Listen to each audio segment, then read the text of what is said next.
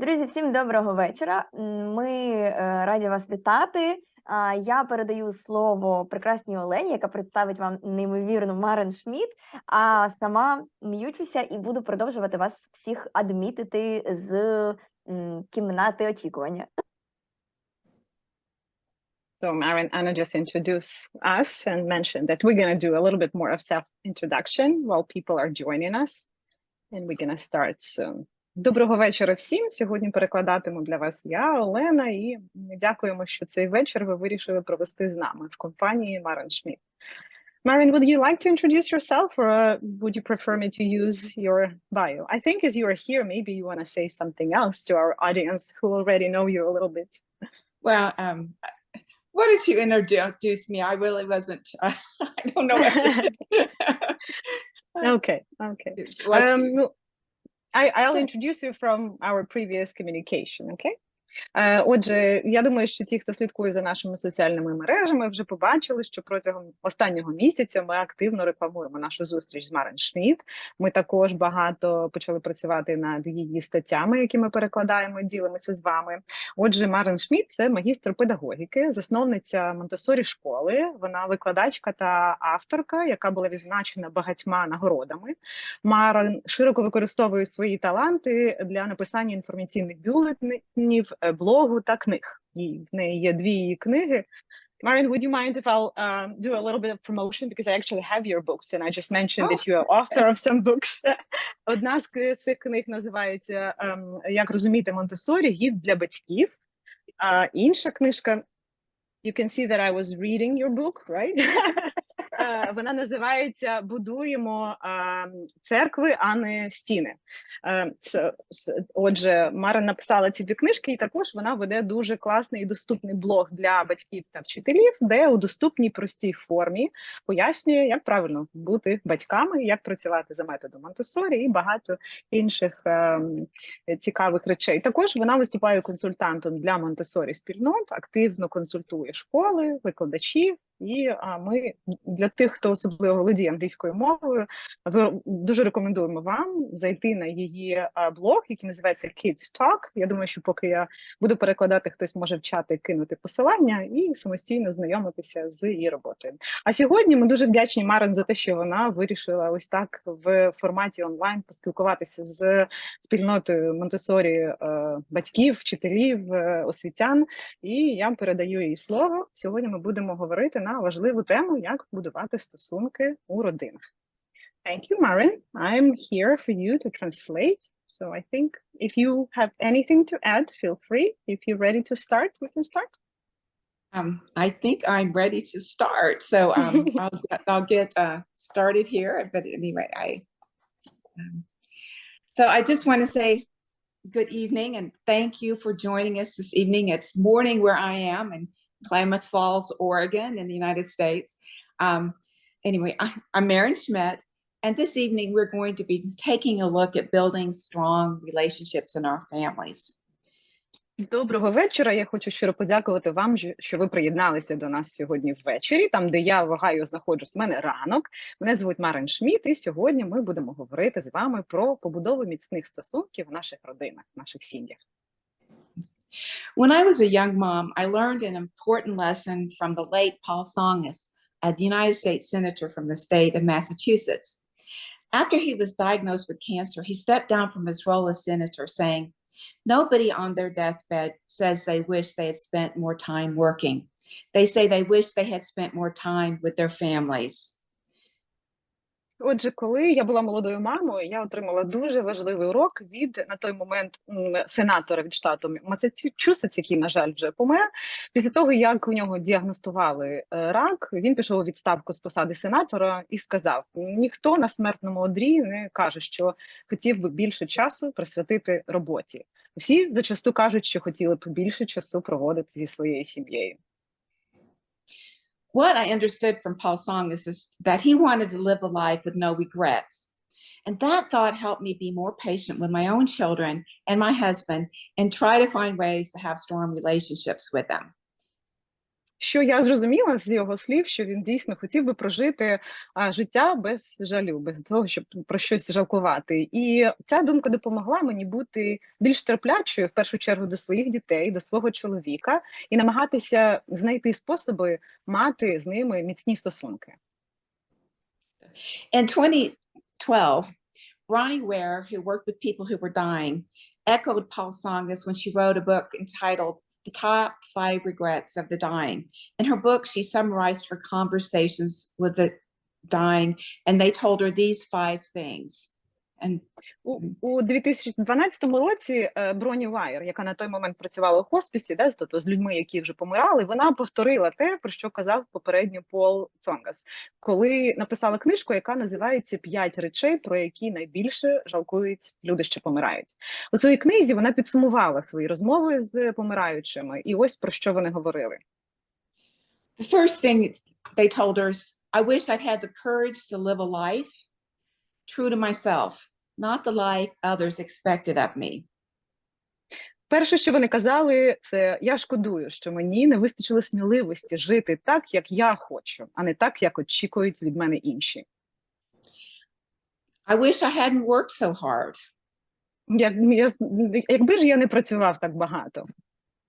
I wish I'd had the courage to express my feelings. Якби мені вистачило сміливості висловити свої почуття. I wish I had stayed in touch with my friends. Я шкодую, що не підтримував зв'язок з своїми друзями. And I wish I'd let myself be happier. Я шкодую, що не дозволив собі бути просто щасливим. In short, they wish they had built better relationships with others and with themselves, personal and interpersonal relationships. Отже, коротше кажучи, вони хотіли побудувати кращі стосунки з іншими та, в першу чергу, з собою, тобто особисті та внутрішні стосунки. So now I'd like to share my slides, and I'm going to move on over to those. Зараз Марен поділиться з нами своїми слайдами, і ми перейдемо до презентації. So what I've learned is that strong relationships that last a lifetime just don't happen. If building strong relationships were easy, we'd have very few regrets in our lives. Building relationships is messy, hard work. Отже, що я зрозуміла? Що ось ці міцні стосунки, які тривають все життя, вони не виникають просто так. Якби будувати ці міцні стосунки було легко, ми б мало про що шкодували у своєму житті. А ми впевнені, що побудова стосунків – це така дуже складна, копітка, навіть вона використовує слово «брудна робота». Strong relationships require intentional work. That intentional work includes the following things we'll look at. Ось ці міцні стосунки, вони вимагають такої цілеспрямованої роботи. І ця цілеспрямована робота, вона включає в себе наступне. We need to have courage to live a life true to ourselves, not about the expectations of others. We need to prioritize our families and friends over our work. We need to have the courage to express our feelings, and we need to give ourselves permission to be happy. Отже, нам потрібно мати сміливість жити життям, яке відповідає нам самим, а не очікуванням інших. Ми також повинні ставити наші сім'ї та друзів на перше місце, а не роботу. Ми повинні мати сміливість висловлювати свої почуття, та нам потрібно дати собі дозвіл бути щасливими. This is difficult work, as we are all changing all the time, every day. Це дуже нелегка праця, адже ми всі постійно змінюємося, постійно, кожного дня. Every day is a new day with new challenges. Just when we think we have it all figured out, it all changes again. And so, but there is an idea that I'm going to share with you that has helped me have clarity of how to move forward. Кожен день – це новий день з новими викликами. Тільки ми думаємо, що розібралися з усіма проблемами, як все змінюється. Але є ідея, яка я зараз поділюсь з вами, яка допомогла мені зрозуміти, що ж робити далі. We can think of each of our relationships as being a little bit like a piggy bank. Отже, ми we можемо can- думати про наші стосунки у вигляді ось такої, наче, скарбнички. Just like we put money into a bank, we make deposits and withdrawals into each of our relationships. Так само, як ми кладемо гроші в банк, ми можемо робити вклади та знімати, та вилучати їх у наші стосунки, в кожні наші стосунки.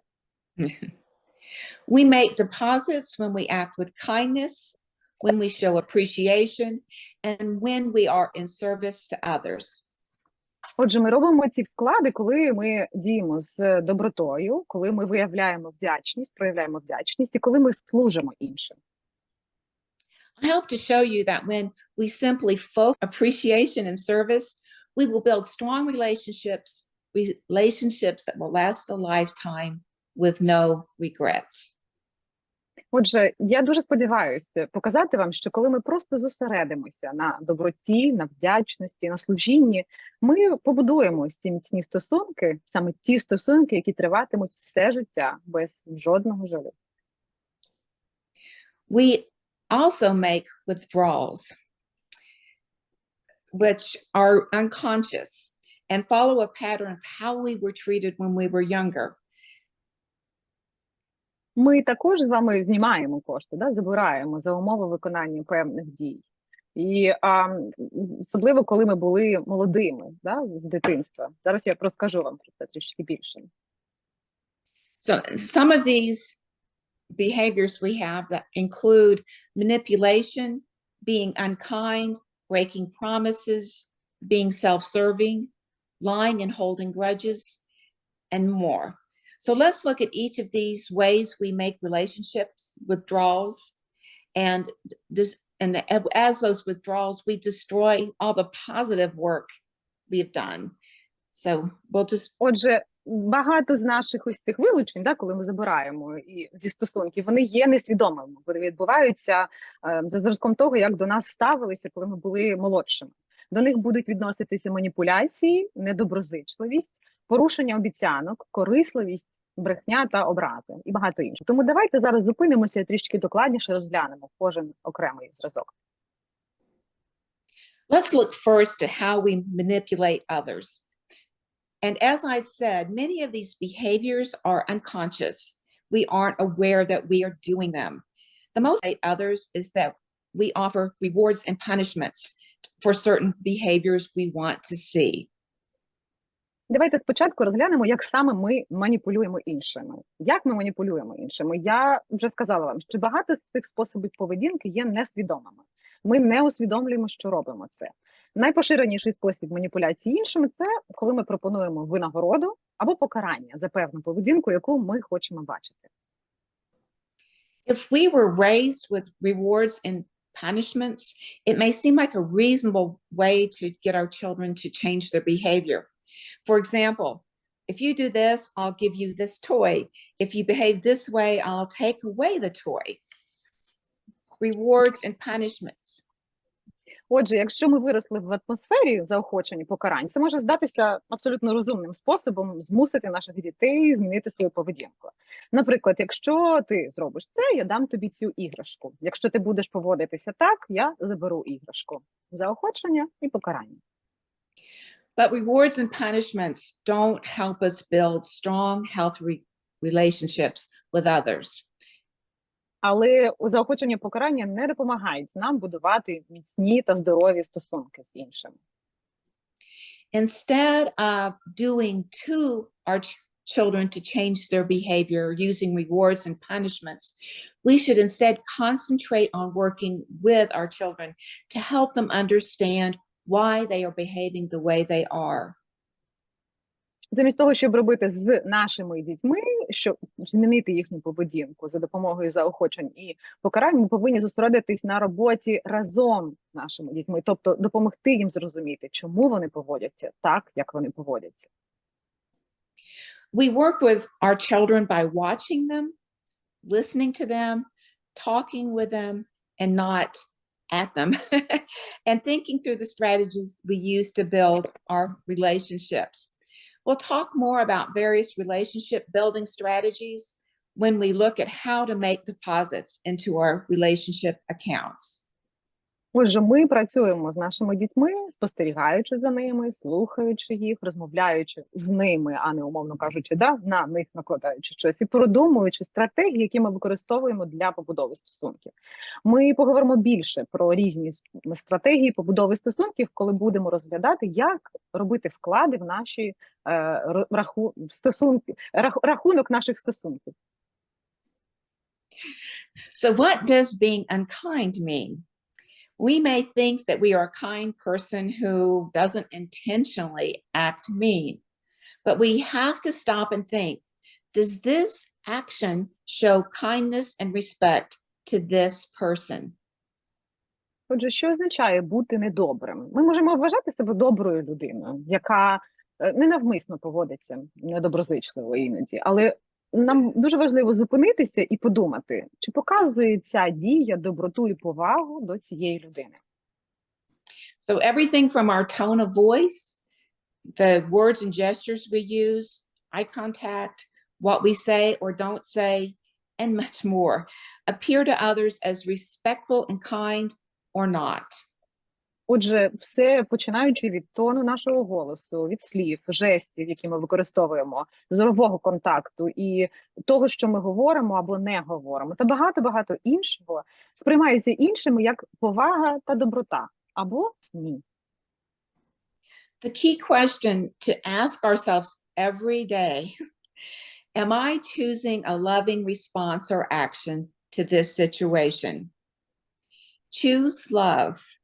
Choose love as your guiding light. Ключове запитання буде, яке ми повинні ставити собі щодня. Чи обираю я люблячу відповідь або дію в цій ситуації? Оберіть любов, як своє провідне світло. So how do we break promises? Our children have unspoken expectations of us as adults. Отже, як ми порушуємо обіцянки? Наші діти мають ось ці невисловлені очікування від нас, від дорослих. Children expect us to be there, to tell the truth, and to keep our promises. When you make a promise, keep it, even if it is difficult to do so. When you break a promise, aren't present, and don't tell the truth, you make huge withdrawals from your relationship piggy bank. Діти очікують, що ми будемо поруч, говоритимемо правду і виконуватимемо свої обіцянки. Коли ви даєте обіцянку, дотримуйтесь її, навіть якщо це дуже важко зробити. Коли ви порушуєте обіцянку, не присутні і не говорите правду, ви робите велике вилучення з вашої скарбнички стосунків. So the remedy is make promises rarely, and when you make a promise, keep it. Be there for your children when you say you will be there, and tell them the truth. Lying is the most disrespectful act in a relationship. Отже, що важливо, намагайтеся давати обіцянки рідко, і коли ви даєте цю обіцянку, виконуйте її. Будьте поруч зі своїми дітьми, коли обіцяєте, що будете.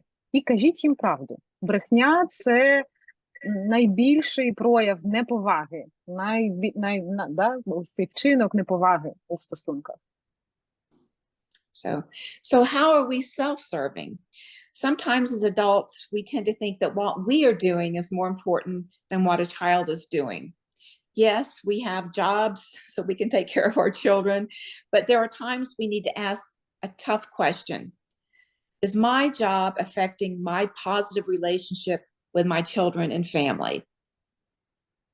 А яким чином ми служимо самі собі? Іноді, будучи дорослими, ми схильні думати, що те, що ми робимо, важливіше, ніж те, що робить дитина.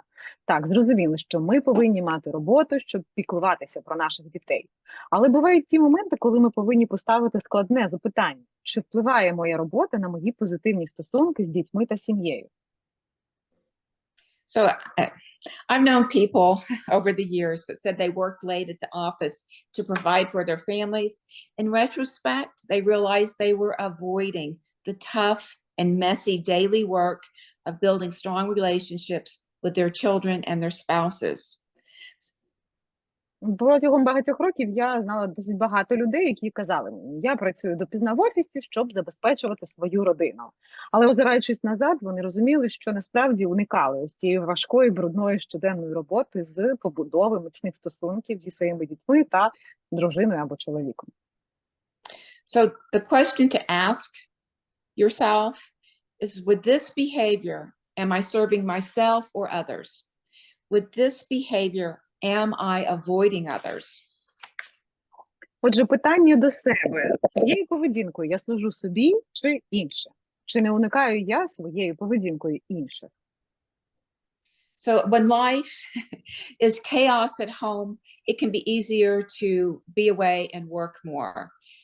I think, though, that once you learn the keys to making relationship deposits, you'll be more confident on building relationships, even when things are not running smoothly. And so we'll be looking at that, how to make those deposits really soon. Отже, коли вдома панує хаос, може бути легше працювати більше, так, бути не вдома. Але як тільки ви дізнаєтесь, як правильно робити цей депозит у стосунки, ви будете більш впевнено будувати ці стосунки, навіть коли все йде не так ідеально, не так гладко. І ми ще більше розглянемо ці зразки незабаром. So let's talk about lying. As I mentioned earlier, our children have unspoken expectations for us as adults. They expect us to be there, to tell the truth, and to keep our promises. Давайте трішки більше поговоримо про брехню. Як я вже згадувала раніше, наші діти мають ось ці невисловлені очікування від нас, дорослих. Вони очікують, що ми будемо поруч, говоритимемо правду і виконуватимемо свої обіцянки. So our children can perceive dishonesty in so many ways, but let's look at the insincere compliment. I mean, there's so many. Let's look at this first. When my youngest daughter was about 4, we had a guest into our home, and this guest gave her a compliment about a painting she had done that was hanging on our refrigerator. Отже, наші діти можуть сприймати нечесність по-різному. Давайте розглянемо, що означає, наприклад, нещирий комплімент. Коли моїй доньці було, молодшій доньці було близько 4 років, одна з гостей зробила їй комплімент щодо картинки, яка була намальована і висіла на нашому холодильнику. So that's the prettiest picture I've ever seen, our visitor told her. And later my daughter asked me, she says, why did that lady lie about my picture being the prettiest she'd ever seen? Had she never been to a museum? So. Отже, ця гостя сказала, ой, це найкрасивіша картина, яку коли-небудь бачила в своєму житті. А пізніше моя донька запитала мене, а чому ця жінка збрехала, що моя картина найкрасивіша з усіх, які вони бачили коли-небудь? Вона що, ніколи не була в музеї? Yeah. So children can detect lying, and when they do it, it is a big withdrawal from our relationship account. Отже, діти, вони дуже чітко можуть розпізнавати брехню, і коли вони це роблять, це дуже негативно позначається на наших стосунках. Да? Це ось це ми забираємо зі скарбнички стосунків. So, holding a grudge. How does that affect our relationships? I have a friend that has held a grudge against a family member for almost 40 years. She hasn't talked to her brother in almost 40 years because he borrowed $1,000 from her and never paid it back. And plus, she asked her husband and her children to not have anything to do with him. Затаїли образу, як це впливає на наші стосунки? Давайте про це поговоримо. У Марен є подруга, яка тримала образу на члена своєї родини майже 40 років. Вона не розмовляла зі своїм братом 40 років, тому що він позичив в неї $1000 і ніколи їх не повернув. Крім того, вона ще й попросила її чоловіка і дітей не мати нічого спільного з ним. So when her grandson started avoiding her about 10 years ago over some comment she had made about him, she couldn't believe he wouldn't talk to her or accept her written apology. What she couldn't see is that she had taught her children and her grandchildren that it was okay to hold a grudge. What she couldn't see is that one day her children and grandchildren would hold a grudge against her. She taught them well. Коли близько 10 років тому її онук почав виникати її через якийсь коментар, який вона зробила про нього, вона не могла повірити, що він не хоче говорити з нею або навіть приймати її письмове вибачення. Вона не могла зрозуміти, що вона саме навчила своїх дітей та онуків, що тримати образу – це нормально, ображатись на когось. Вона не бачила, що одного дня її діти та онуки, вона не розуміла цього, що одного дня її онуки та діти будуть ображатися на неї. Так, вона дійсно їх гарно навчила. Yeah. So what my friend taught me is this: it is better to be kind than to be right. You know, just do not hold grudges. It is better to be kind than to be right. Отже, чому навчила мене моя подруга, це наступному: краще бути добрим, ніж правим. Тобто не тримати образу на когось. So we find ourselves with severely overdrawn relationship balances when we allow these kind of behaviors to be more important than the other person. Our ego, arrogance, pride, impatience, need for control, self-centeredness, the need to be right, and more. And I'm sure there are more behaviors you can add to this list. Отже, ми опинимося в ситуації, коли баланс стосунків буде надзвичайно порушений, якщо дозволимо цій поведінці стати більш важливою, ніж інша людина. Наше его, зарозумілість, гордість, нетерплячість, потреба в контролі, егоцентризм, потреба бути правим. Я більш ніж впевнена, що ви можете додати до цього списку ще багато-багато інших моделей поведінки.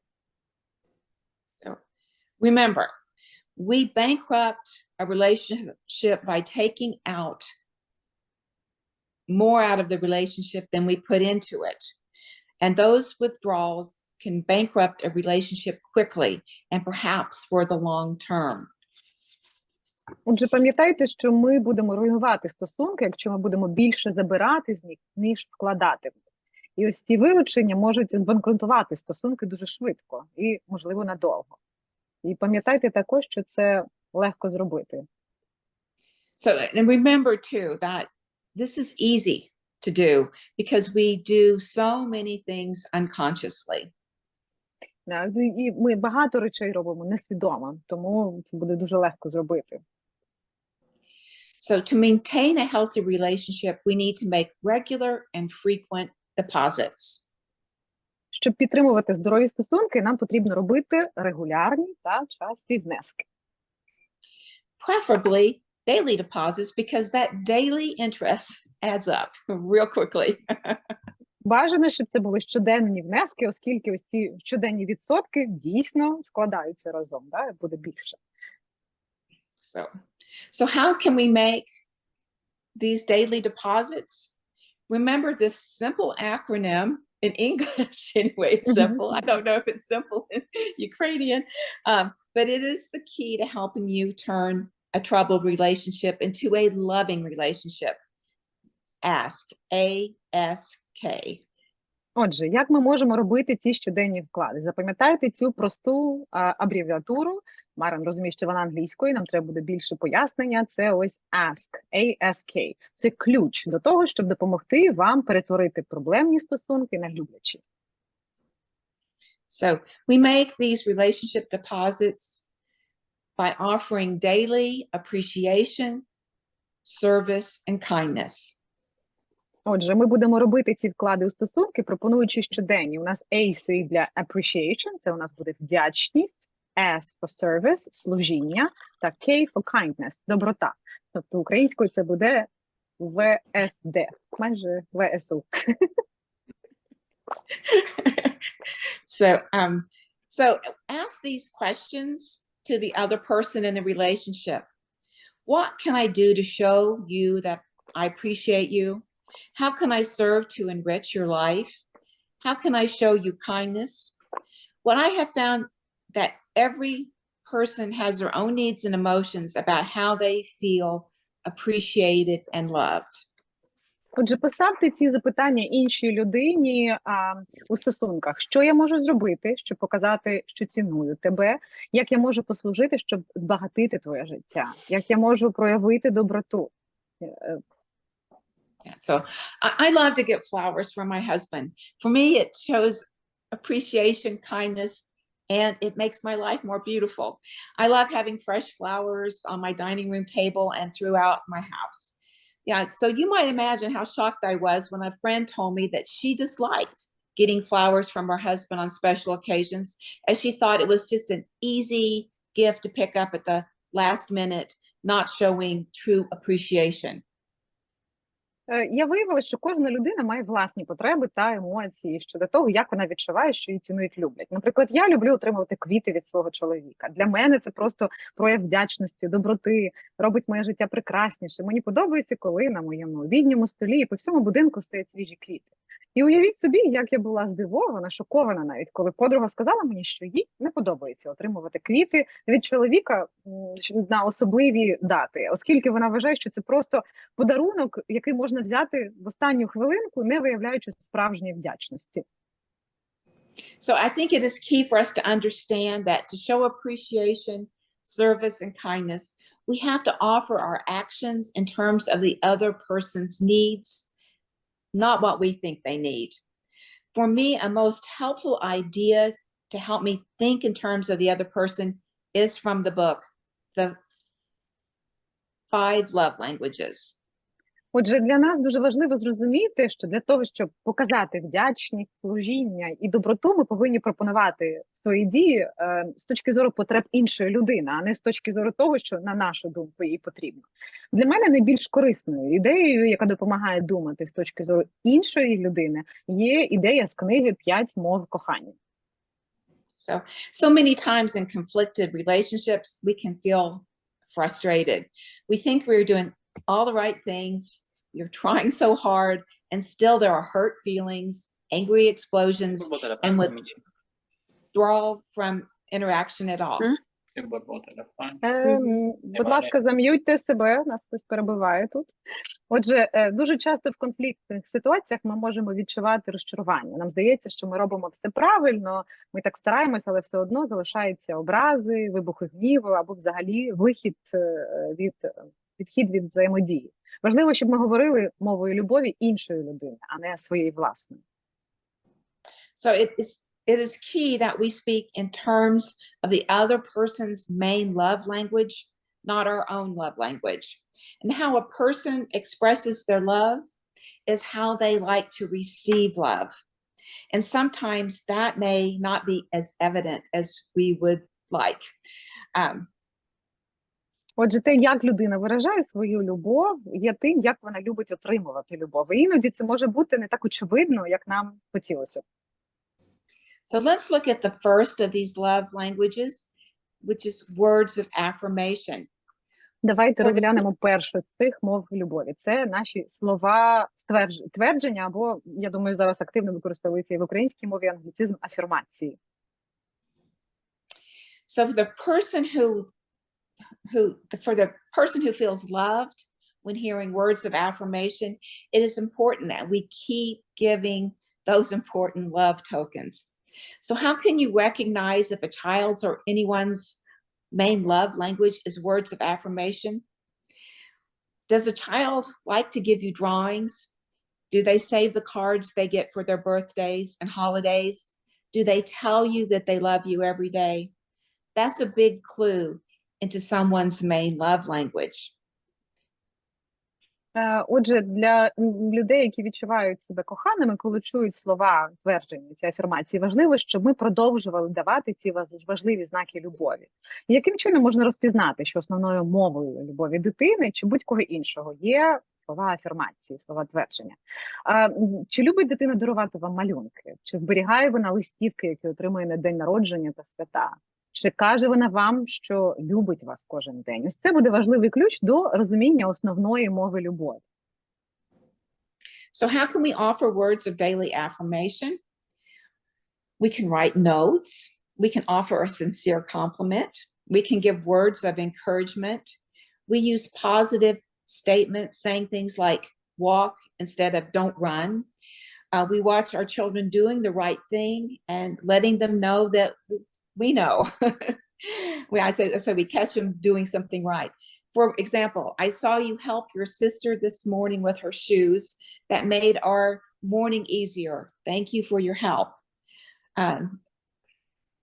Отже, як ми можемо пропонувати ось ці щоденні слова підтримки? Ми можемо писати записки, ми можемо запропонувати щирий комплімент, можемо давати, говорити слова підбадьорення, використовуємо позитивні твердження, кажучи щось, наприклад, ходи, замість того не бігай. Ми підловлюємо наших дітей, коли вони роблять правильні речі, і даємо їм про це, даємо знати, що ми про це знаємо, що ми це бачимо. Наприклад, о, я бачила ти сьогодні зранку допоміг сестрі взутися. Це дійсно дуже полегшило наш ранок. Дякую тобі за твою допомогу. So my late mother-in-law, I'd love to send beautiful cards and for every occasion. And she loved getting postcards from her children and grandchildren, which she posted proudly on a big bulletin board in her kitchen. When she died, we found an oversized suitcase under her bed that was filled with cards dating all the way back to her childhood. So my mother-in-law made it very easy to see that her main love language was words of affirmation. Моя покійна свекруха дуже любила надсилати красиві листівки з будь-якого приводу. Їй дуже подобалось отримувати листівки від своїх дітей та онуків, які вона з гордістю вивішувала на великій дошці оголошень себе на кухні. Коли вона померла, ми знайшли під її ліжком величезну валізу, наповнену листівками з її дитинства. По ній було дуже легко зрозуміти, що вона дала нам зрозуміти, що її головною мовою любові саме були ось ці слова підтримки, афірмації. So quality time is our next love language, and quality time is my main love language. For me, the most important part of a relationship is to spend quality time together. Якісно проведений час. Якісний час – це наступна мова любові, і для мене це моя головна мова любові. Для мене найважливішою частиною стосунків є проведення якісного часу разом. So, and yes, I like to get gifts like flowers, but those gifts only support the quality time we spend around the dinner table, cooking and talking in the living room. Also, I might add here that my husband's primary love language or love languages are giving gifts and acts of service, so which we'll talk about in a little bit. So. Так, я дійсно люблю отримувати подарунки, наприклад, квіти, але ці подарунки, вони лише підтримують цей якісно проведений час, який ми проводимо, наприклад, за обіднім столом, готуючи їжу або розмовляючи у вітальні. Також можу додати, що основною мовою любові мого чоловіка є подарунки та служіння. Проте ми поговоримо про це трішки пізніше.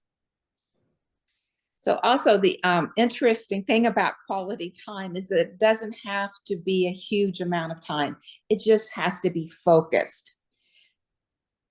Крім того, цікавим є, що у цьому якісно проведеному часу це не обов'язково повинна бути велика кількість часу, дуже тривало. Він просто має сфокусованим, таким цілеспрямованим. So one of the things I learned as a parent, and now it's reinforced as a grandparent, is that 10 minutes of focused quality time per day with each child helps them feel connected and loved. It doesn't take hours and hours, just 10 minutes a day. Одна з речей, яку я засвоїла, будучи мамою, але тепер, через свою батьківську, а тепер ще й закріпила як бабуся, полягає в тому, що навіть 10 хвилин із цього сфокусованого, цілеспрямованого, якісного часу на день з кожною дитиною допомагають їй відчути, що її люблять і пов'язані з нею. Тобто це не обов'язково має бути ціла година. 10 хвилин, цього більш ніж достатньо. So as a Montessori teacher, most of the lessons we give to a young child take less than 3 minutes. But in those 3 minutes, the child and the teacher are focused on an activity. The child feels loved and connected, and learning and joy ensue. It really takes... Go ahead. Go ahead. Отже, як вчитель Монтессорі, більшість уроків, які ми даємо маленькій дитині, вони займають менше 3 хвилин. Але ось протягом цих 3 хвилин дитина і вчитель зосереджені на певній діяльності. Дитина відчуває, що її люблять з нею, пов'язані. І це призводить до відчуття навчання і радості. So it really takes a small investment of quality time to build a loving relationship, especially when you know and use your child's primary love language.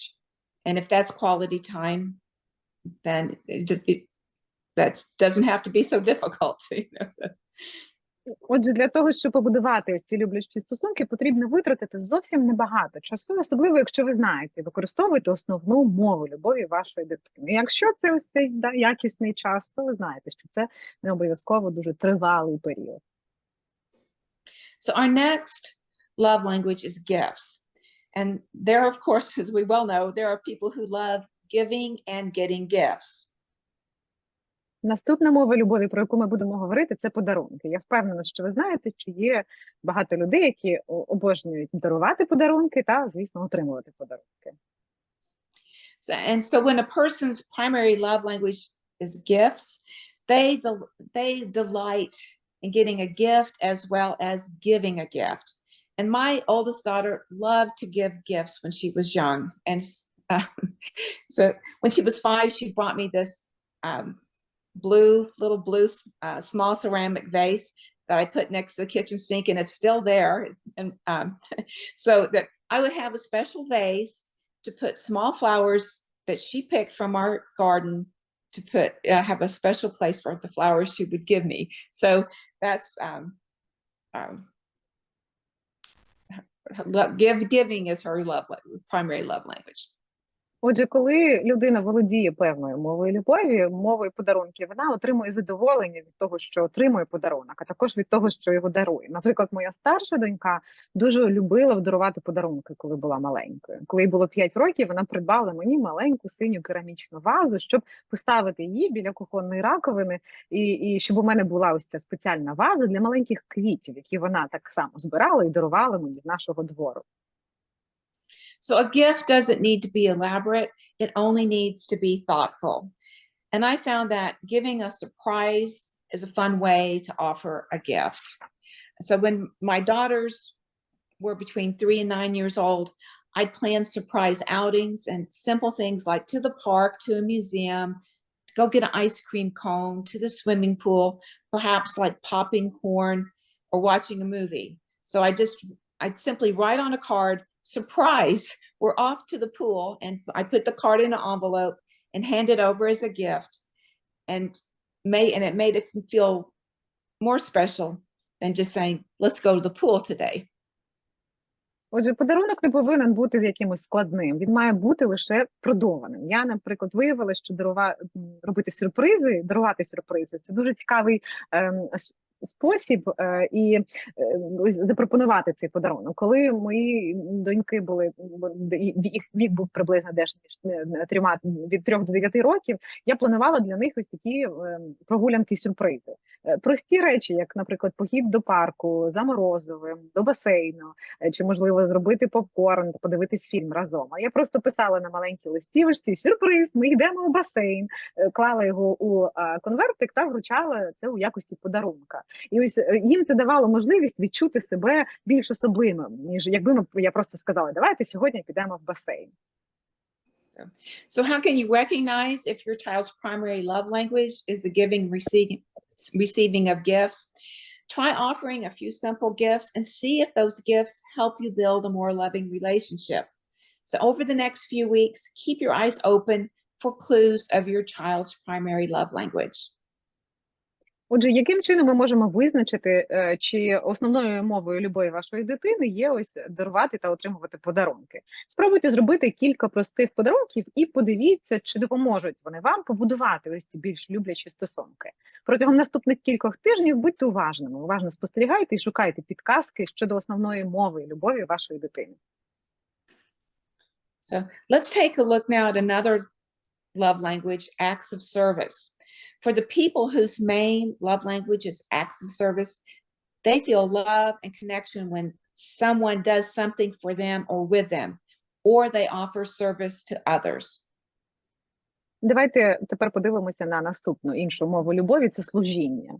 Люди, для яких основною мовою любові є служіння, вони відчувають любов і зв'язок, коли хтось робить щось для них або разом з ними. Або вони самі пропонують служіння іншим. So as kids, my sisters and I loved to play beauty shop, where we would brush each other's hair and paint our fingernails and toenails and choose outfits for each other and add costume jewelry that our grandmother had given us for like the total effect. So it was acts of service. А у дитинстві ми з сестрою дуже любили грати в салон краси, де ми розчісували, зачісували одне одному волосся, фарбували нігті на руках та ногах, підбирали одне одному вбрання, а для остаточного ефекту додавали стару біжутерію, яку бабуся нам дала. Да, це були ось ці дії служіння. So doing for others, many children so want to help their parents. And I see it now in my 20-month-old grandson. He wants to help wash the dishes, set the table, sweep and clean the floor, cook, fold clothes, put items in and out of the washer and dryer, and so much more. Luckily, his parents help him help them and let him give his acts of service as a love language. And that makes him smile a great big smile. Робити щось для інших. Дуже багато дітей хочуть допомагати своїм батькам. Так? Я це зараз дуже бачу у своєму онукові, якому 20 місяців. Він дуже хоче допомагати, мити посуд, накривати на стіл, підмітати і мити підлогу, готувати їсти, складати одяг, класти речі в пральну та сушильну машинки і багато-багато іншого. І на превелике щастя його батьки допомагають йому допомагати їм і дозволяють йому ось висловлювати свої акти служіння мовою любові. І це змушує його посміхатись великою посмішкою. So is your child trying to offer you acts of service and you aren't seeing those acts as coming from a place of love? Ваша дитина намагається запропонувати вам ось це служіння, а ви не бачите, що це воно йде саме з любові. Yeah. Sometimes those acts of service can feel like the children are underfoot or clinging to you. Show them how to help, and I think you'll see a big change in your relationship. So be on the lookout for your child's acts of service and be on the lookout how you can offer acts of service. Іноді може здаватися, що діти начебто там плутаються у вас під ногами або чіпляються за вас. Покажіть вашій дитині, як вона може допомогти. І я думаю, що ви побачите дуже великі зміни у ваших стосунках. So our fifth love language is physical touch. And for the person whose primary love language is physical touch, they love to be hugged and to give hugs, kiss and be kissed, and sit close to you, hold hands, give and get massages, offer a pat on the back or hand, to only name a few ways that to offer loving touches. And there are many people, though, that don't like to be touched at all. And in today's world, in the public arena of school and work, physical touch is mostly off limits. Отже, п'ятою мовою любові є фізичний дотик. Люди, для яких основною мовою любові є фізичний дотик, дуже люблять, коли їх обіймають, або вони обіймають, їх цілують, і вони цілують, сидять поруч з іншими, тримають їх за руку, роблять масаж або отримують масаж, поплескують по спині або руці, і це лише декілька способів проявити любов. Однак є багато людей, які взагалі не люблять, коли до них торкаються. А ми повинні пам'ятати, що у сучасному світі, в публічному просторі, школи та роботи, фізичні дотики здебільшого зараз стають вже заборонені. But for the children whose principal love language is physical touch, without physical touch, they can feel abandoned and unloved. Але ми повинні пам'ятати, що для дітей основною мовою любові, яких є фізичний дотик, без цього фізичного дотику вони можуть почувати себе покинутими та нелюбимими. So as a parent, I know how powerful a hug can be. As a teacher, I know a loving pat on the arm can make a difference whether a child has a good day or not.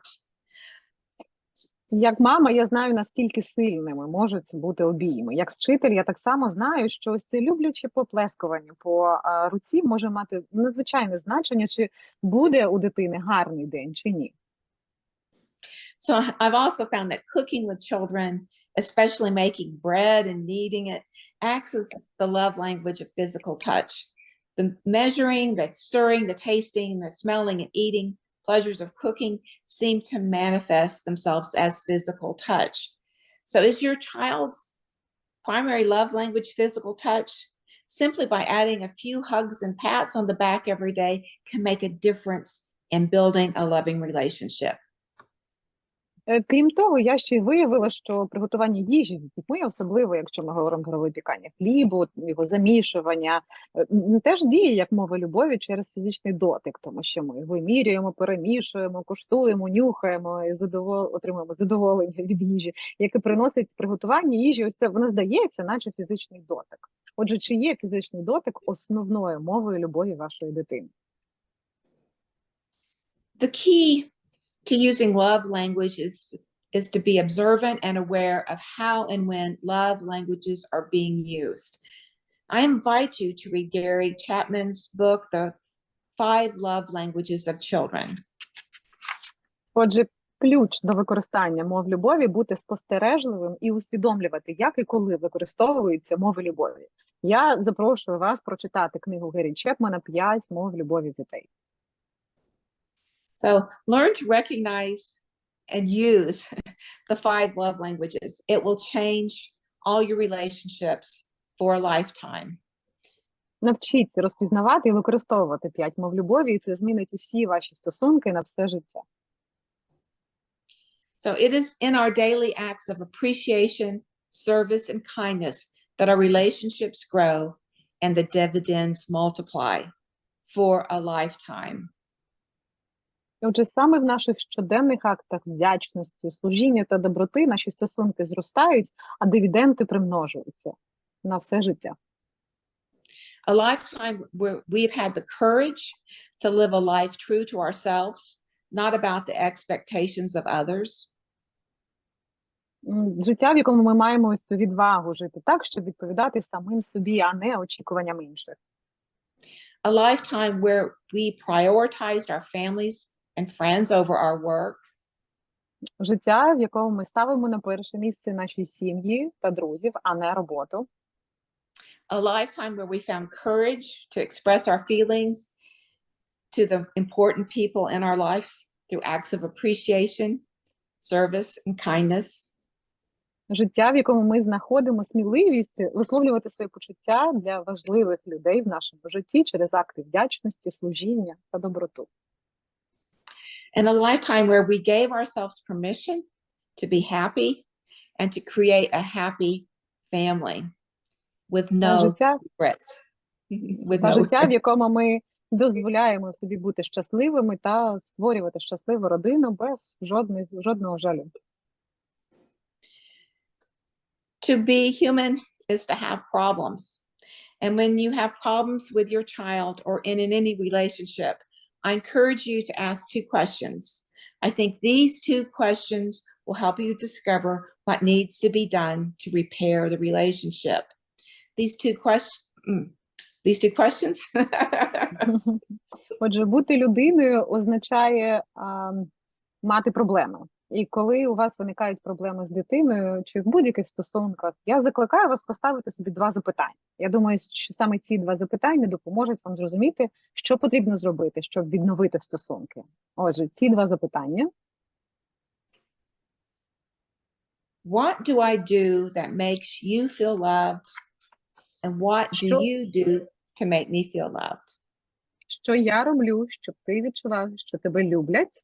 Що ти робиш, щоб я відчувала, що мене люблять? So one of the mothers in my school told me that when she asked her 4-year-old son this question, he told her that he made her feel loved by eating all of his spaghetti. Одна з мам у моїй школі розповіла мені, що коли вона поставила це запитання своєму 4-річному сину, він відповів, що дає їй відчути себе коханою, з'їдає, люблячою, що її люблять тим, що з'їдає всі спагетті. So who knew? I mean, the answers you get might surprise you, but ask, please ask. Відповіді, які ви можете отримати, можуть вас дійсно здивувати, але запитуйте, будь ласка, запитуйте. So, but when you make daily relationship deposits using appreciation, service, and kindness, spoken in that person's love language, expect accelerated compound interest in a terrific investment. Отже, коли ви будете робити ось ці щоденні вклади у стосунки, використовуючи вдячність, служіння та доброту, розмовляючи мовою любові цієї людини, очікуйте на прискорені складні відсотки від приголомшливої інвестиції. The investment, a lifetime of strong family relationships. Життя у міцних сімейних стосунках. Та, ось це. So I thank you for your time and attention, and that ends my presentation. And if there's any questions, I will flip back over to from my slides. I will try to do that without this. Окей. Я щиро дякую вам за ваш час і увагу. На цьому моя презентація закінчена. І давайте, якщо є запитання, Марен зараз відключить презентацію, і я думаю, що ми будемо працювати у режимі піднятої руки. Не забувайте, що має бути переклад, тому не задавайте дуже обширне запитання. Marien, first of all, I would like to say a huge thank you, because I think nowadays we feel we know a lot about relationship, but there's always important to hear very key, important, simple, so to say, things, but practice them. And also, I would like to mention about 5 love languages, because we all know that there are actually 2 books, right? One was written for adults and another was written about children. And I've heard a lot about book for adults, but I was lucky enough when I first moved to Shanghai, have that book in my office on the shelf. So the 5 love languages of children was the first one that I read. And I agree with absolutely everything you're saying about it, because it's an amazing book where you can just have it as your everyday reading, especially if you deal with little people. So thank you very much for suggesting and taking. Я хотіла перекласти, що я зазначила, що Марен говорила багато про книжку «5 мов любові», і ви, мабуть, теж знаєте, що існує 2 такі книжки. Одна, яка була написана більше для дорослих, а інша про дітей. І ось на власному досвіді можу сказати, що мені пощастило прочитати першу і саме книжку, яка стосується дітей. І я теж долучаюся до всіх рекомендацій Марен, тому що вона надзвичайна, вона може використовуватися як настільний підручник, дуже багато цікавої інформації там.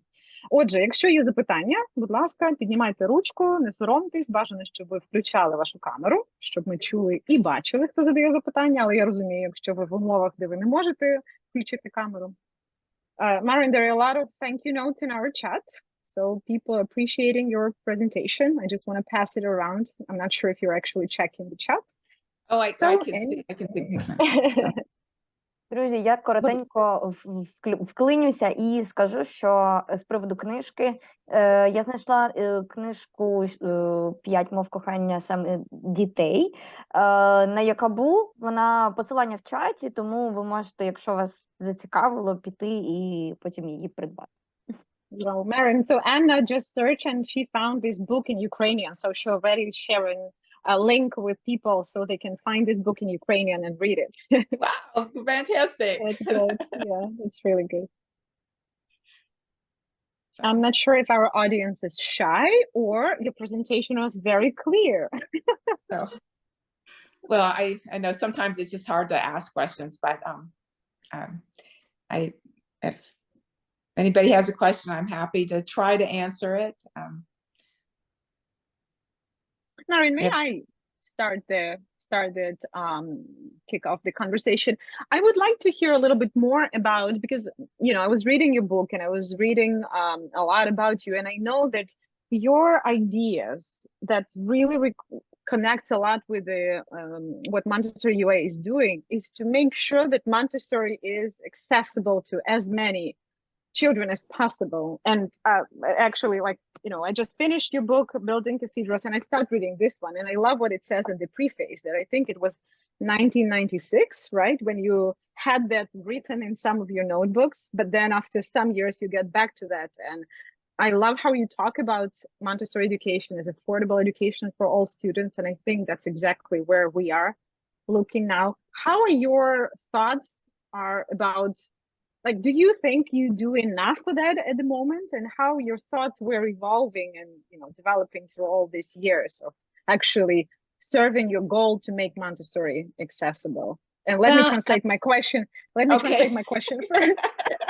Моє запитання до Марен було, що десь на початку її книжки вона написала що ще у 96-му році вона поставила собі за мету зробити Монтессорі освіту якомога доступнішою для якомога більшої кількості дітей.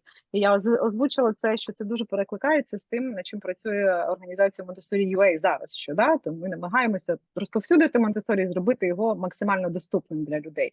І ось мені цікаво, як її думки і бачення еволюціонували. Чи вона вважає, що зараз вона робить достатньо для цього, тому що вона в своїй книжці пише, що через 10 років вона рефлексувала, що, наприклад, оплата школи все одно дорога, і вона намагалася її стримувати і так далі. Тому цікаво послухати, як її думки зараз еволюціонували. So, please answer.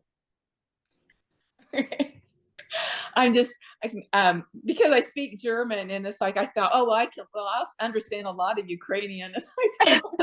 It's so funny. Maybe I speak too fast. No, I no, speak well, slower. I mean, you are, but your normal, we speak fast in our normal, in our native tongue. We just do. But anyway, I find it quite humorous. But anyway, I do understand problema. But well, I've been working for, it seems like a long time, and just this past year, I feel like it's, especially in the United States, some things are coming to fruition that several, well, I think at this point it's about 16 of the states, 16 of our 50 states in the United States have decided to do what they call, it's to have different words in different states, but it's basically a educational savings account where, and in the United States, we give state money and some federal money. We do a per student thing, and then it goes all to the school district. Well, what this new educational saving account does is it gives, the money goes directly to the child. The parents can choose where that money goes to. So if they want to choose a Montessori education all the way through, they have the money that the state would spend on their we call public education in the United States, to choose. And so this is huge. So it makes it where parents will be able to take our tax monies and use it to choose Montessori education for our children, if that's what we want. So Отже, що Марен каже, що зараз у 16 штатах з 50 було прийнято таке рішення, що є ощадний рахунок на освіту. Тобто це означає, що тепер податки можуть йти в цей рахунок, який закріплений за кожною окремою дитиною, і це автоматично означає, що тепер батьки можуть обрати, якщо вони хочуть обрати Монтессорі заклад, куди хоче піти дитина, тобто Монтессорі освіта стає більш доступною, що теж, вона каже, дуже добре. Воно може називатися по-різному в різних штатах, але основне, що це подібно, що є певна сума коштів, яка закріплена за кожною окремою дитиною, і батьки тепер в них є можливість обрати, якщо вони хочуть, щоб їх дитина навчалась в Монтессорі-школі. Yeah, so I think the efforts that Ukrainian Montessori is doing to try to bring it as maybe the national way for education is it's powerful. It's a powerful idea, and I think it's my friend Trevor Eisler, who wrote Montessori Madness. He says he looks forward to the day when we just say, we don't say it's Montessori school anymore. It's just school, because all the wonderful universal principles of teaching and learning have been incorporated all for every child, and that is that's what we hope for, That's what we hope for.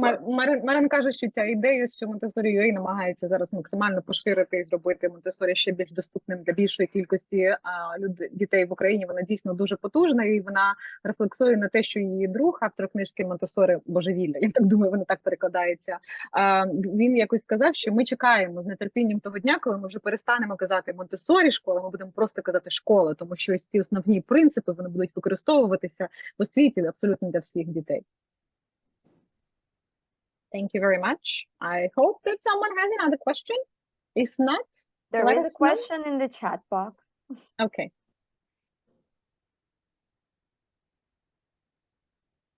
Oh, okay. So there's someone was not able to connect to the. Oh, Юля, you can connect, right? Юлечка, я бачу твою ручку, але я так само бачу запитання в чаті. То я думаю, я можу. Якщо є можливість долучитися, долучаюся. Якщо немає, я можу прочитати запитання з чату і.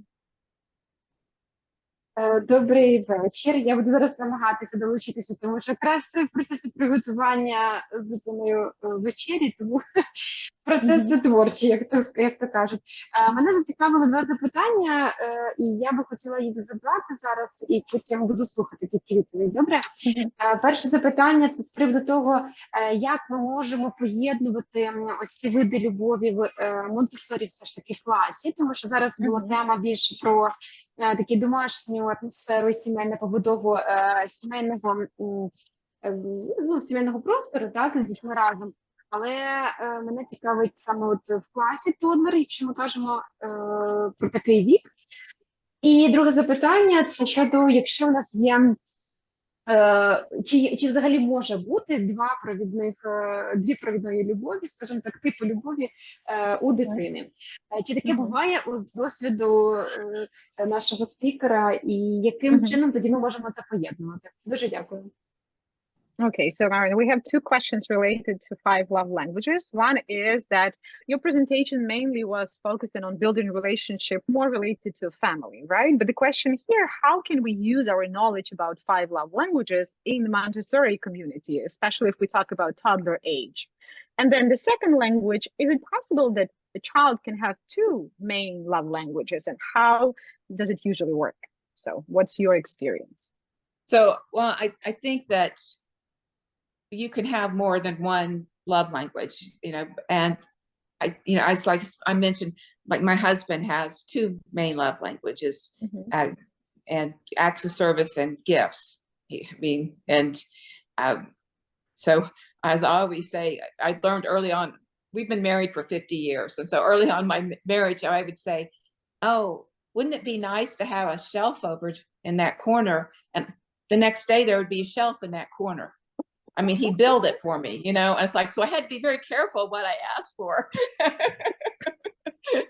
But let me translate this one. Да, Марен каже, що дійсно може бути таке, що поєднуються 2 мови любові, тому що вона, знову ж таки, повертається до зразка, який вона дала про свого чоловіка, що у нього 2 мови любові – це служіння та подарунки. І вона каже, якось, ми були кілька років одружені, я сказала, а було б чудово, щоб ось в цьому куточку у нас була поличка для речей. Каже, наступний день він просто її вже побудував. І вона тоді подумала, ой, треба бути обережною з озвученням своїх побажань, тому що він це сприймає якось, цей акт служіння одразу треба виконати.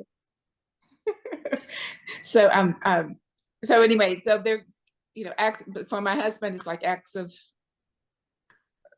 service and gifts, and that's my example. So I don't know if you need to translate that again, but and then about how to use it in the classroom, I think that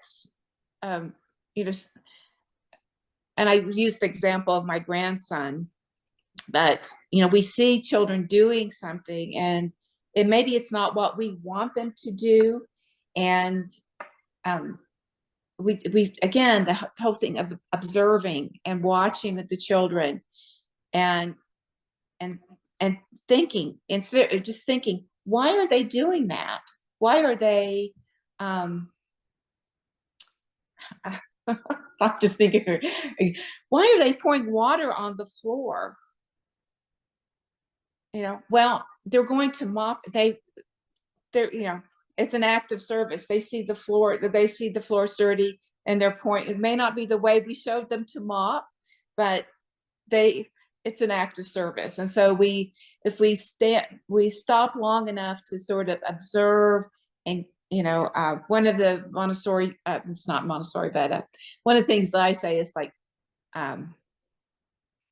don't just do something, stand there. And I don't know if that translates in Ukrainian, but don't jump in, just wait and see, because we tend as parents and teachers to want to jump in and fix something, and sometimes we just need to stand back and wait. I'm sorry. Thank you. Отже, що Марен каже, вона каже, да, от я наводила приклад свого онука, да, і це те, що так само в класі ми можемо активно використовувати, коли ми говоримо, що ми дуже активно використовуємо спостереження. Да? Іноді може бути, що дитина робить щось, що не дуже нам подобається, або не так, як ми б хотіли. Але ось вона рефлексує на те, що не обов'язково ми, як дорослі, і батьки, і вчителі, іноді дуже поспішаємо виправити якусь ситуацію, все, але спробуйте трішечки відійти, подивитися і зрозуміти, чому дитина саме це робить. І вона наводить приклад, наприклад, чому дитина розливає воду на підлогу. Да? Ну, це, якщо ми бачимо, що далі вона бере швабру і починає мити цю підлогу, то це ось цей активне служіння, тобто їй це потрібно, це її мова любові. Але тут треба дуже уважно спостерігати і розуміти, чому саме дитина це робить. Можливо, якщо це саме її мова любові, то їй це необхідно, це прояв. Да? Thank you. Thank you. There's thank you in the chat for the answer. Any more questions? Оксана, yeah, I can see your hand. Добрий день. Добрий день, дякую. Мене чути? Так. Я б хотіла запитати, як подолати критичні стосунки в сім'ї, при тому, що для тебе важлива робота. Я працюю в монтессорі-садочку, і є певні навчання, і навчання мови, тобто я знаходжу зайнятість завжди собі і намагаюся встигати в сім'ї. Але діти вже підлітки, є певні критичні стосунки між нами, дорослими, і між мною і дітьми-підлітками. Хоча я використовую прийоми монтессорі-педагогіки, м'яко, те, що можна застосувати в сім'ї, яка не була, діти не навчалися і не знали монтессорі-освіти. Я її пізнала пізніше. Як вийти з цього критичної ситуації, коли не є сприйняття вже певних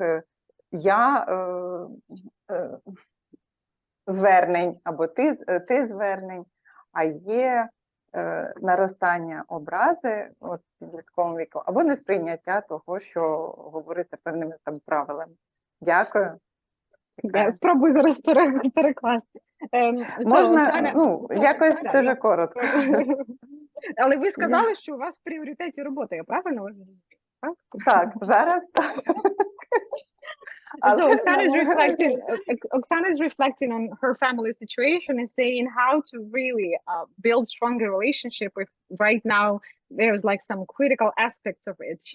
Her priorities is actually her work. She is a Montessori teacher. She's taken a lot of trainings and etc.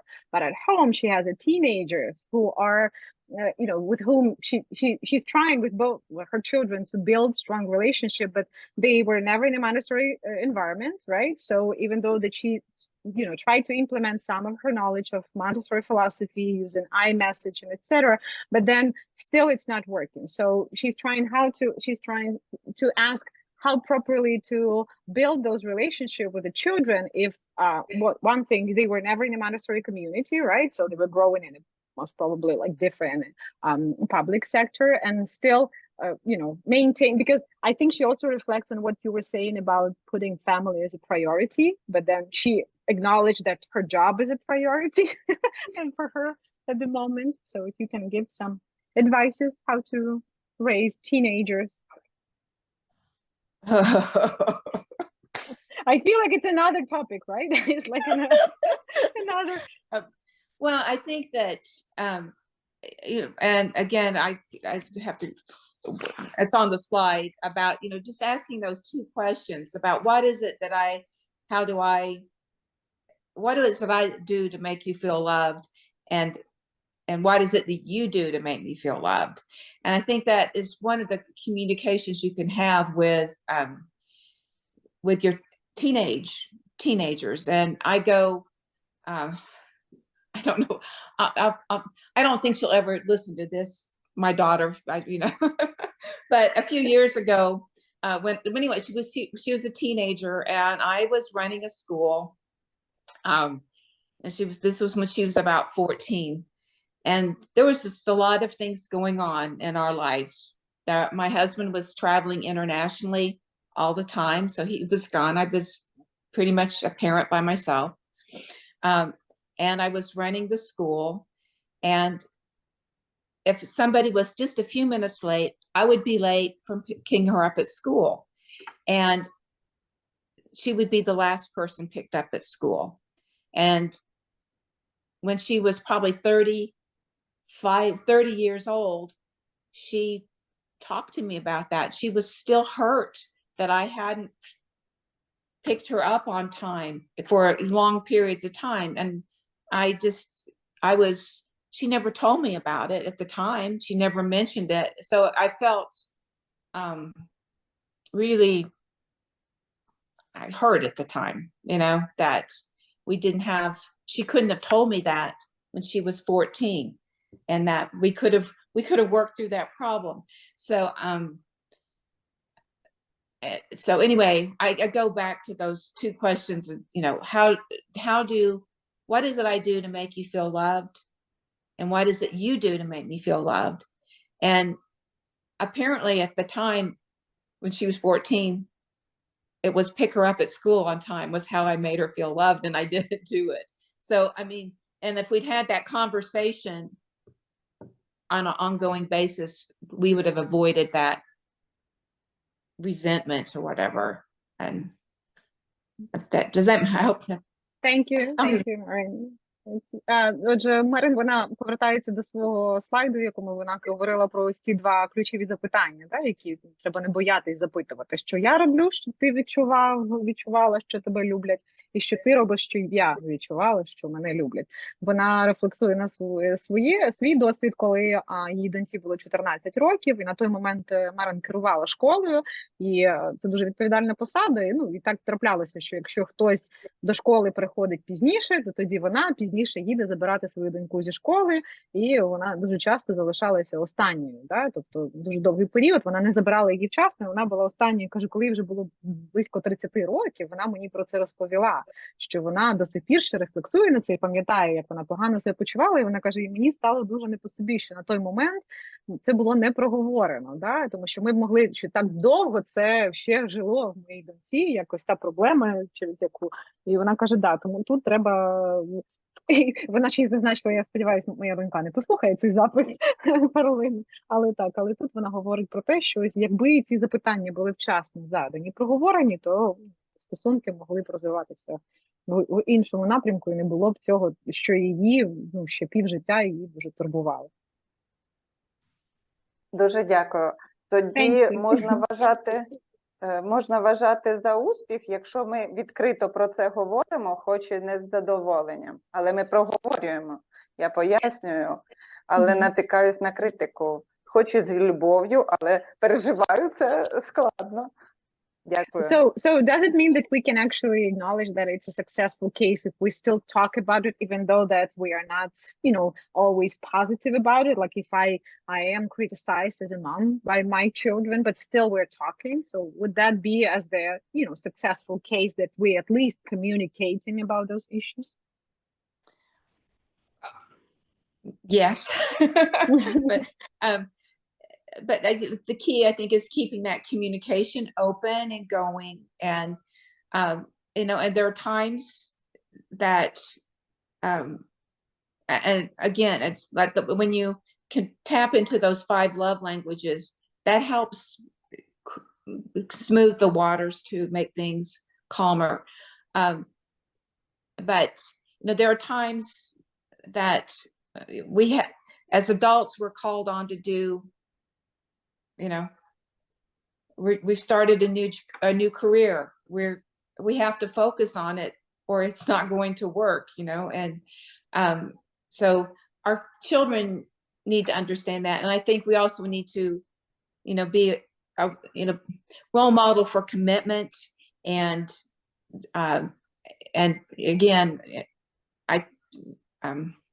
when you're a teacher, it's acts of service is one of your love languages. You know, I mean, it is. It may not be your primary love language, but acts of service. And you know, I think your children can understand from a young age that yes, you're here to help them, but you're also here to help other people. And you know, at some point they will come to appreciate it. Thank you, Марен.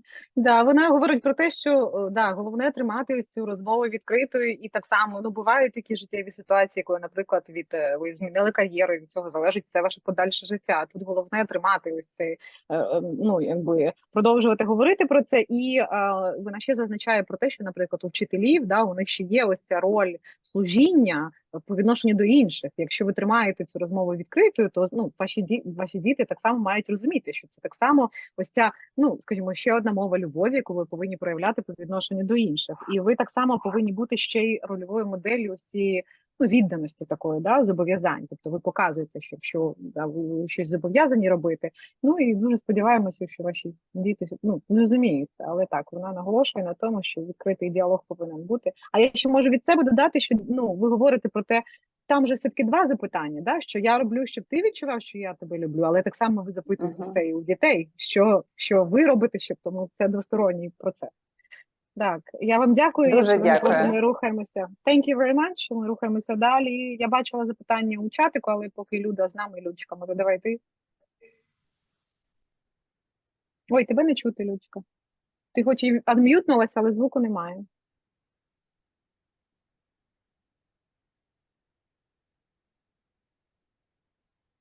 Немає звуку. Може, напишеш тоді, да. Unfortunately, Luda doesn't have voice, so maybe she can write her question in the chat. We also have another question from Alexandra. How properly to combine discipline and love to your child?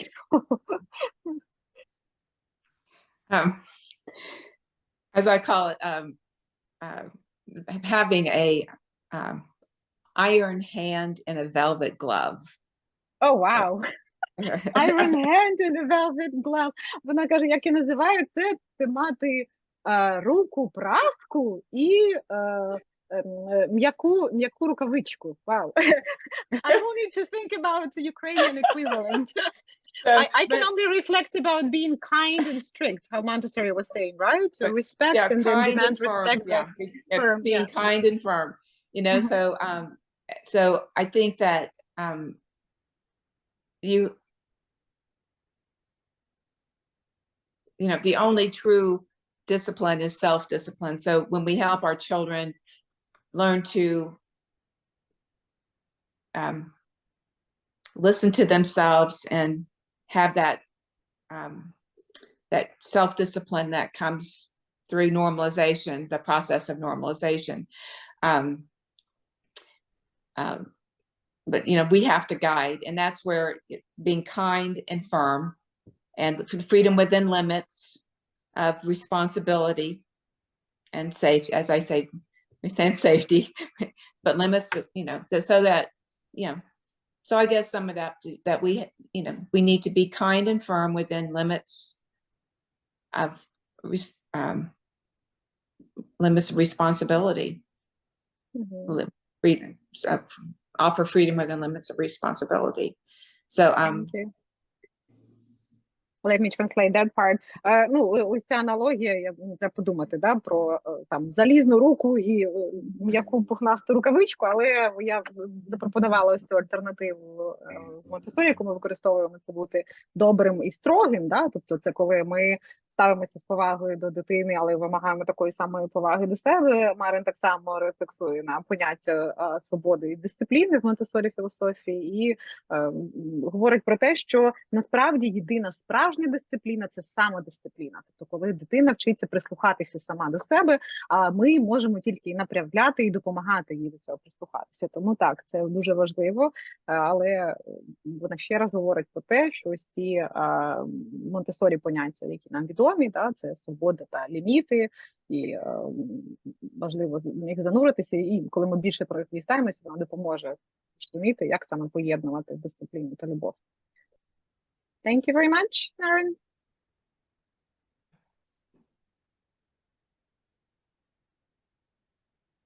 Це ти, Людочка, уточнюю, це ти про якісний час, так? Quality time. Luda is saying in the chat that she really appreciative and saying huge thank you for this meeting and would like to ask a little bit more to tell about how to arrange this quality time. Can you give us a little bit more? How to arrange quality time. Well, I've put it on the calendar. You know, put it on the calendar, and make it just make it a habit that just make a habit. I'm trying to think of, and again, it can be little things like reading a book at night. You know, that you always have this little that bedtime routine that you're reading. You know, whatever your routine may be, like reading the book and together, and you know, saying prayers or whatever that routine you have, but it's focused with that child, and it's quality time, and it's just build it into your routine. Just so. Yeah, that's it's whatever. Thank you, Maren. Yeah, there's just whatever works for you. I mean, it's just think where you can add it, that little piece into it in your day.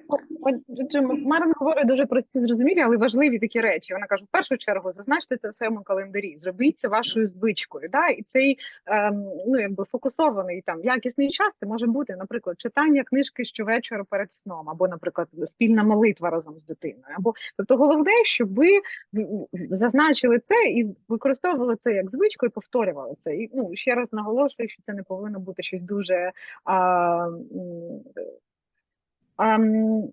дуже важливий аспект такий, да, що це не повинно бути година чи більше, а це може бути трошечки, але головне це працювати над тим, щоб це відпрацьовувалося як дійсно якась ну, звичка. Да? Тобто додайте це в календар і мається це там. А я хочу подякувати всім вам. Ми маємо поважати час, який було заплановано на наш вебінар. Якщо ще додатково будуть запитання, будь ласка, не соромтеся задавати їх в нас в соціальних мережах. Ми будемо продовжувати ще постити статті Марен Шмідт, в нас ще є кілька. Тому, якщо у вас є якісь запитання або будь-що, що ви хочете додати, пишіть, ми обов'язково передамо Марен. Я думаю, що від всіх нас я щиро їй подякую. Marен, because of the time and it's quite late, wherever people are, first of all, I mentioned that if some people still will have some questions, we are inviting them to post their questions under your articles or your post on Instagram, and then we can pass those questions to you.